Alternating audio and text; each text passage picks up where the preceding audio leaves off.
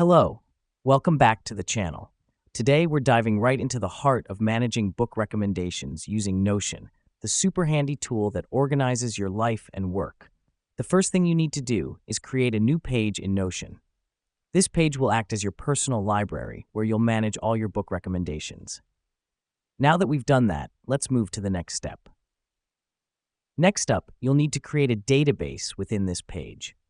Click Add a new block and select Table. This step is crucial because this table will be the core of your book recommendation manager, where you'll store all your book data. In this table, create columns for book title, author, genre, recommended by, rating, and notes.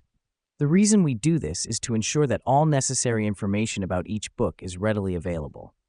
Now the fun part.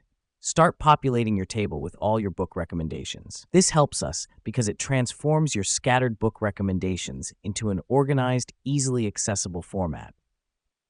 Remember, you can also add tags to your books, like to read, in progress, finished, to keep track of your reading journey.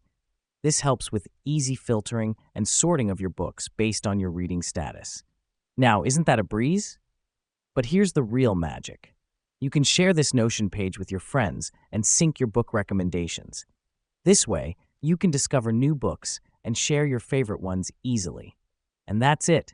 You are now a master of managing book recommendations using Notion. Start filling up your virtual library and happy reading.